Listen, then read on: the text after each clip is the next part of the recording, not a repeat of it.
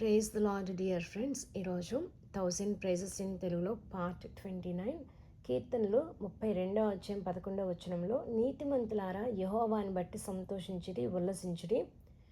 యెహోవాను బట్టి సంతోషించుడి ఉల్లసించుడి అంటే కీర్తనలు 33వ అధ్యాయం 1వ వచనంలో నీతిమంతులారా యెహోవాను బట్టి ఆనందగానము చేయుడి. కీర్తనలు 4వ అధ్యాయం 5వ వచనంలో నీతియుక్తమైన బలులు అర్పించుచు యెహోవాను నమ్ముకునుడి. కీర్తనలు 64వ అధ్యాయం 10వ వచనంలో నీతిమంతులు యెహోవాను బట్టి సంతోషించుచు ఆయన శరణుజొచ్చెదరు. కీర్తనలు 68వ అధ్యాయం 3వ వచనంలో నీతిమంతులు సంతోషించుదురుగాక, వారు దేవుని సన్నిధిని ఉల్లసించుదురుగాక. ఎప్పుడైతే నీతిమంతులు ఇవన్నీ చేస్తూ ఉంటారో దేవుడు నీతిమంతుల ఎడల జరిగించేటువంటి గొప్ప అద్భుత కార్యములను మనం చూద్దాము. మొట్టమొదటిగా కీర్తనలు 37వ అధ్యాయం 17వ వచనంలో నీతిమంతులకు యెహోవాయే సంరక్షకుడు. కీర్తనలు 97వ అధ్యాయం 11వ వచనంలో నీతిమంతుల కొరకు వెలుగును, యథార్థ హృదయుల కొరకు ఆనందమును విత్తబడి ఉన్నవి. కీర్తనలు 37వ అధ్యాయం 39వ వచనంలో యెహోవా నీతిమంతులకు రక్షణాధారము, బాధ కలిగినప్పుడు ఆయనే వారికి ఆశ్రయదుర్గము.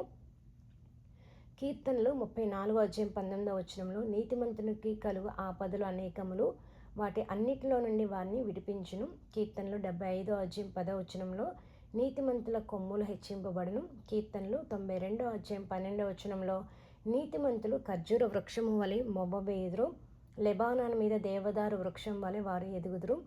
కీర్తనలు 34వ అధ్యాయం 17వ వచనంలో నీతిమంతులు మొర్రపెట్టగా యెహోవా ఆలకించును, వారి శ్రమలన్నిటిలో నుండి వారిని విడిపించును. కీర్తనలు 7వ అధ్యాయం 10వ వచనంలో నీతి గల వారిని స్థిరపరచుము. కీర్తనలు 118వ అధ్యాయం 19, 20 వచనాలలో నేను వచ్చినట్లు నీతి గుమ్మములు తీయుడి, నేను వాటిలో ప్రవేశించి యెహోవాకు కృతజ్ఞతాస్తుతులు చెల్లించెదను. ఇది యెహోవా గుమ్మము, నీతిమంతులు దీనిలో ప్రవేశించెదరు. కీర్తనలు 15వ అధ్యాయం 1వ వచనంలో యెహోవా నీ గుడారములో అతిథిగా ఉండదగిన వాడెవడు, నీ పరిశుద్ధ పర్వతం మీద నివసింపదగిన వాడెవడు. యథార్థమైన ప్రవర్తన కలిగి నీతిని అనుసరించుచు హృదయపూర్వకంగా నిజము పలుకువాడే. ఈ వచనం కీర్తనలు 15వ అధ్యాయం 1వ వచనంలో ఉంది. నెక్స్ట్ కీర్తనలు 125వ అధ్యాయం 3వ వచనంలో నీతిమంతులు పాపం చేయుటకు తమ చేతులు చాపకుండినట్లు భక్తిహీనుల రాజదండం నీతిమంతుల స్వాస్థ్యము మీద ఉండదు. కీర్తనలు 112వ అధ్యాయం 6వ వచనంలో నీతిమంతులు నిత్యము జ్ఞాపకంలో ఉందురు. కీర్తనలు 146వ అధ్యాయం 8వ వచనంలో యెహోవా నీతిమంతులను ప్రేమించువాడు. ప్రభువైన యేసుక్రీస్తునికి సమస్త మహిమ ఘనత ప్రభావం కలుగునుగాక.